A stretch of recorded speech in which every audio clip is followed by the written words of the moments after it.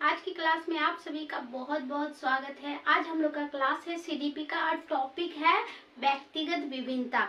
ये टीचिंग से रिलेटेड कोई भी एग्जाम के लिए आज का जो टॉपिक है बहुत महत्वपूर्ण है। यहाँ से क्वेश्चन हर एक बार एग्जाम में पूछा गया है, तो आप लोग इस टॉपिक को ध्यानपूर्वक देखिए और समझने का प्रयास कीजिए।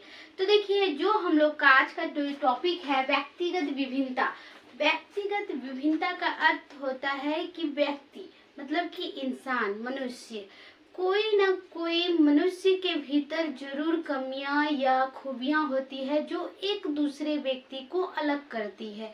जैसे एक माँ पिताजी का भी जुड़वा बच्चा जो होता है, वो भी एक ही टाइम का जन्म हुआ बच्चा, एक पेट के अंदर का बच्चा, वो भी समान नहीं होता है। उसके अंदर भी बहुत प्रकार की अंतर पाए जाते हैं, जैसे सामाजिक तौर पे अलग पाए जाते हैं, शारीरिक तौर पे, मानसिक तौर पे, संवेगात्मक तौर पे, मतलब कुछ न कुछ अंतर पाए जाते हैं। तो ये व्यक्तिगत विभिन्नता है। इस विभिन्नता को शिक्षा में क्या महत्व है और शिक्षा में इसका क्या योगदान है, इसको जानेंगे इस क्लास में। तो देखिए, व्यक्तिगत विभिन्नता हम लोग क्या जाने, जो एक दूसरे व्यक्ति को गुणों के आधार पे, शारीरिक तौर पर, व्यक्तित्व के तौर पर जो अलग करती है वो व्यक्तिगत विभिन्नता है। तो सबसे पहले व्यक्तिगत विभिन्नता जान लिए। अब देखिए, व्यक्तिगत विभिन्नता का सबसे पहले अध्ययन किया था विस्ले ने, ठीक ना। विस्ले ने 1823 में इनका अध्ययन किया था, तो उन्होंने उतना महत्वपूर्ण इनको नहीं माना, इसलिए आप लोग सिर्फ जान लीजिए, उतना ज्यादा इम्पोर्टेंट नहीं है। लेकिन फिर दूसरे बार किसने ये अध्ययन किया, केटल ने अध्ययन किया व्यक्तिगत विभिन्नताओं का। उन्होंने भी ज्यादा महत्वपूर्ण इनको नहीं बताया, लेकिन लास्ट में वैज्ञानिक अध्ययन जिन्होंने किया ये बहुत महत्वपूर्ण है। यहाँ से क्वेश्चन पूछा जाता है। जो इम्पोर्टेंट है वो भी हम बता देंगे, जो इम्पोर्टेंट नहीं है वो भी हम बोल देंगे, जो ये इम्पोर्टेंट उतना नहीं है। तो ये जो 2 पॉइंट थे वो दोनों उतना इम्पोर्टेंट नहीं है। और जो वैज्ञानिक जो अध्ययन है ये एग्जाम से रिलेटेड बहुत इंपॉर्टेंट है, इसको आप लोग याद रखिएगा।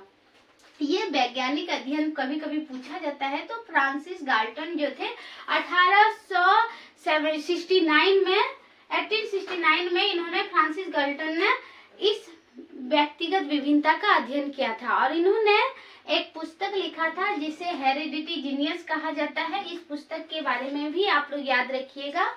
ये गाल्टन का पुस्तक है, हेरिडिटी जीनियस, ठीक है। ये व्यक्तिगत विभिन्नता का ही इस फ्रांसिस गाल्टन ने इनका अध्ययन किया था। इन्होंने बहुत महत्वपूर्ण बताए थे, तो इसको आप लोग ध्यान में रखिएगा, ठीक। उसके बाद व्यक्तिगत विभिन्नता की बात करें तो व्यक्तिगत विभिन्नता मुख्यतः 2 रूप होता है, ठीक ना। मुख्यतः 2 रूप। एक तो देखिए अपने आप में, जो हमारे अंदर मेरा मन क्या चाहता है, हम क्या कर सकते हैं, ठीक ना। हमारे अंदर क्या क्या अंतर है हमारे खुद के अंदर, ठीक ना। और दूसरा होता है कि एक दूसरे से, जैसे आप लोग के और हमारे बीच क्या अंतर है, वो 2 प्रकार के, एक अंतर्वैयक्तिक होता है, एक अंतर्वैयक्तिक विभिन्नता और दूसरा अंतर्वैयक्तिक विभिन्नता, एक इंट्रा। आप लोग इंग्लिश में यहाँ पे नाम याद रखिएगा, काहे कि यहाँ पे कंफ्यूजन थोड़ा सा डालता है, इसलिए आप लोग इंग्लिश में ये वाला नाम याद रखिएगा। इंट्रा मतलब होता है खुद के अंदर जो अंतर पाए जाते हैं, खुद में अंतर, हमारी सोच क्या होता है, हमारी उपलब्धि क्या है, मेरा मन किस में लगता है, हम क्या कर सकते हैं, ठीक ना। हम जो मन में सोचते हैं वो कर पाते हैं नहीं, तो हमारे अंदर भी कमियां होती है, अंतर होते हैं, ठीक ना। तो ये हो गया इंट्रा में आएगा, खुद के अंतर के बारे में जानते हैं, हमारी क्या, हमको क्या करना चाहिए और हम क्या करते हैं, ठीक ना। तो ये अंतर जो हमारे अंदर पाए जाते हैं वो इंट्रा इंडिविजुअल में आएगा। और जो एक दूसरे के साथ, यानी हमारे और आपके बीच क्या क्या अंतर है, वो सारे अंतर आ जाएगा इंटर इंडिविजुअल में। तो इंटर और इंट्रा में थोड़ा सा ध्यान रखिएगा। इंट्रा मतलब खुद के अंदर देखना है क्या क्या अंतर पाए जाते हैं, और इंटर मतलब होता है दूसरे के साथ तुलना करके, जैसे आप, हम या कोई भी 2 बच्चे के बीच जो तुलना करते हैं वो अंतर्वैयक्तिक विभिन्नता के अंदर आते हैं। तो मुख्यतः पूछे तो 2 प्रकार का होता है, और इसका अन्य प्रकार देखें तो और भी अन्य प्रकार है जो इसमें हम लोग डिस्कस करते हैं। जैसे जैविक रूप, जैविक रूप से भी अंतर पाए जाते हैं, यानी बायोलॉजिकल। जैसे कि देखिएगा, हर एक अपने जीन से गुण होता है। किसी का बच्चा जो होता है लंबा होता है, किसी का बच्चा छोटा होता है, किसी का गोरा होता है, किसी का काला होता है।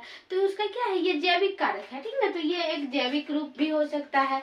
उसके बाद दूसरा, शारीरिक रूप में भी अंतर हो सकता है। हर एक कोई लंबा हाइट होता है, कोई तगड़ा होता है, कोई मोटा होता है, कोई पतला होता है, तो वो शारीरिक रूप से भी अंतर होता है। उसके बाद मानसिक, हर एक बच्चे का मानसिक विकास जो है वो एक जैसा नहीं होता है। हर एक बच्चे का, किसी का ज्यादा होता है, किसी का कम होता है। तो मानसिक तौर पे भी बच्चे क्या होते हैं, अलग होते हैं। उसके बाद संवेगात्मक, संवेगात्मक तौर में भी दो बच्चे अलग होते हैं। हर एक बच्चे अलग होते हैं। जैसे किसी का हंसना ज्यादा पसंद है, किसी को उदास में रहना पसंद होता है, किसी को ज्यादा खुशी में अटेंड करना पसंद होता है, किसी को नहीं, वो अकेले रहना पसंद करता है। वो संवेगात्मक हुआ, उदासी टाइप का। तो ये संवेगात्मक रूप में भी अंतर होते हैं हर एक बच्चे। उसके बाद है सामाजिक, सामाजिक तौर में भी बहुत बच्चे अंतर हो। कोई बच्चे होते हैं कि हर एक किसी के साथ घुल मिल के रहने वाले होते हैं। हर एक बच्चे होते हैं कि किसी के साथ मेलजुल नहीं, वो अपने आप में खोए रहते हैं, ठीक ना। तो सामाजिक तौर पे भी अलग होते हैं। फिर मनोवैज्ञानिक तौर पे भी बच्चे क्या होते हैं, अलग होते हैं। मनोवैज्ञानिक की बात जब भी आए, तो मनोवैज्ञानिक बात आए तो उसमें आ जाएगा रुचि, अभिरुचि, क्षमता में अलग, ठीक ना। तो वो सबकी अलग अलग रुचि होती है, सबकी आवृत्ति अलग होती है, क्षमता अलग होती है। तो ये मनोवैज्ञानिक तौर पे भी बच्चे क्या होते हैं, अलग होते हैं। उसके बाद क्या है, गामक, गामक तौर में भी हर एक बच्चे एक दूसरे से अंतर होते हैं। कोई बच्चे देखिएगा शुरू में जन्म से ही कुछ दिन के बाद वो साल भर 9 महीना में वो चलना प्रारंभ हो जाता है। और कोई बच्चे होता है कि नहीं 2 साल में चलता है, कोई 3 साल में चलता है, ठीक ना। तो उसका गामक क्रिया भी सबका अलग अलग होता है। कोई किसी को समझ में जल्दी आ जाता है, किसी को समझ में लेट से आता है, तो उसका गामक हुआ। वो गामक प्रकार से अलग है। उपलब्धि के आधार पे भी बहुत बच्चे अलग होते हैं। उपलब्धि के आधार पे होते हैं कि देखिए किसी का बच्चा का 90% आता है, किसी एक ही क्लास का बच्चा, लेकिन किसी का 60% आता है, कोई फेल होता है। तो वो क्या, उपलब्धि के आधार पे भी बच्चे क्या होते हैं, अलग होते हैं।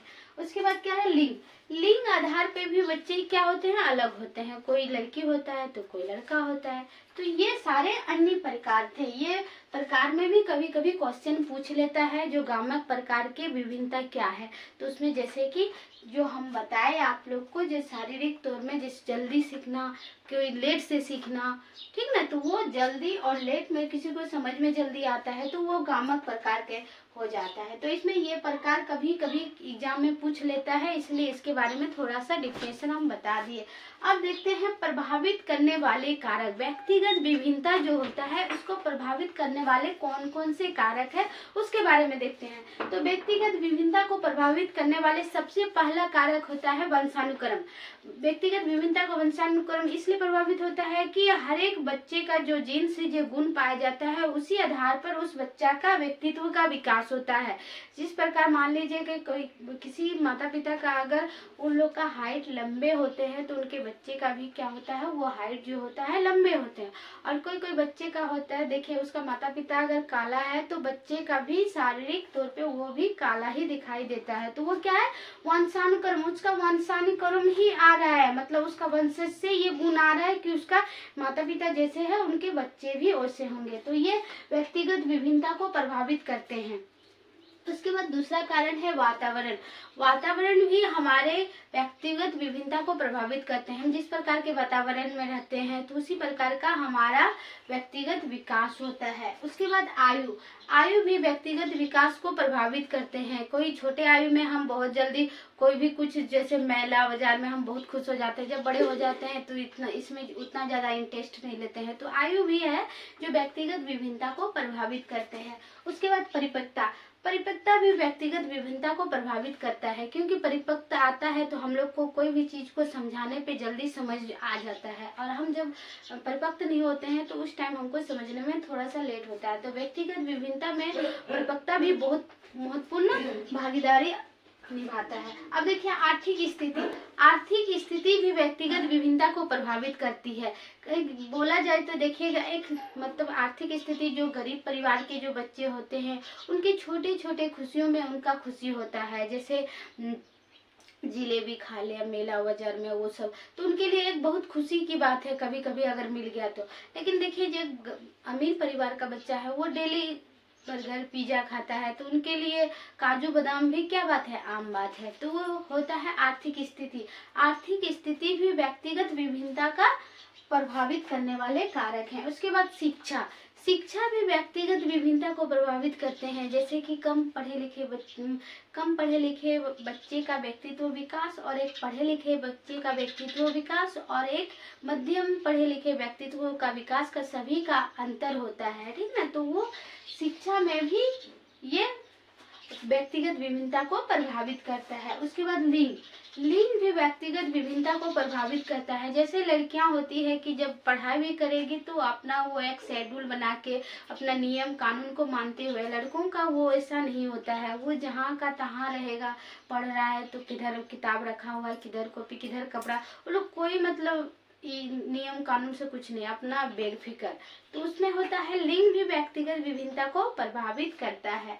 देखिए, तो ये हम लोग प्रभावित करने वाले कारक देख लिए। कभी कभी यहाँ से भी क्वेश्चन पूछा जाता है और एक यहाँ से क्वेश्चन पूछा जाता है जो व्यक्तित्व विकास में आनुवंशिक और वातावरण का क्या है, योग है या गुणनफल है। तो आप लोग ध्यान रखिएगा, ये दोनों का क्या है, गुणनफल है, ठीक ना, मल्टीप्लाई है। आप लोग एग्जाम में यहाँ पे बहुत इंपॉर्टेंट है, क्वेश्चन कभी पूछा जाता है।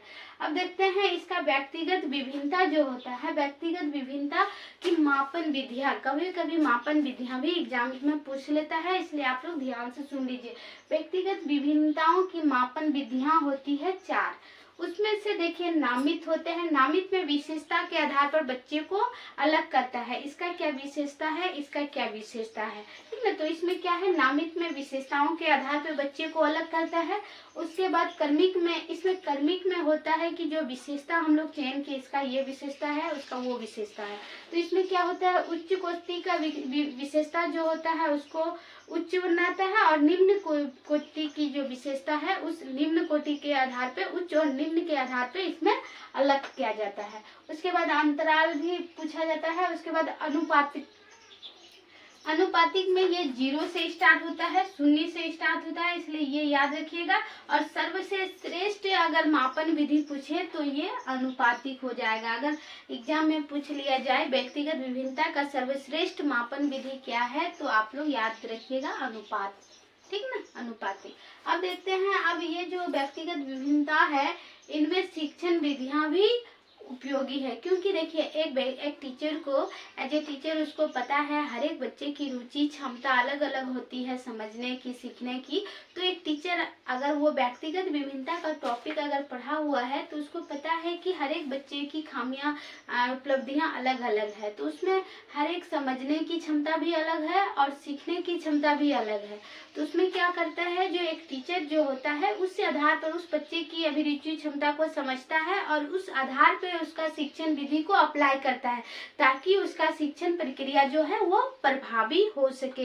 तो उसके लिए शिक्षण विधि आ जाता है किंडरगार्टन, मॉन्टेसरी, डाल्टन, खेल विधि और भी अनेक विधियां हैं जो शिक्षक अपने बच्चों को शिक्षण प्रभावशाली बनाने के लिए वो अपने मेथड में यूज कर सकते हैं, ताकि बच्चे को ज्यादा समझ में आए और जो शिक्षण की प्रक्रिया है वो ज्यादा प्रभावशाली बन सके। तो इसमें ये सारे पॉइंट थे, ये सारे एग्जाम में पूछे जाते हैं। आप लोग को कहीं समझने में दिक्कत है तो वीडियो को आप लोग दोबारा देखिएगा, आप लोग को समझ में आ जाएगा। ये टॉपिक बहुत इम्पोर्टेंट है क्योंकि हर एक टीचर को ये चीज जानना जरूरी है और एग्जाम में यहाँ से क्वेश्चन पूछा भी जाता है। तो आज के लिए यहीं तक।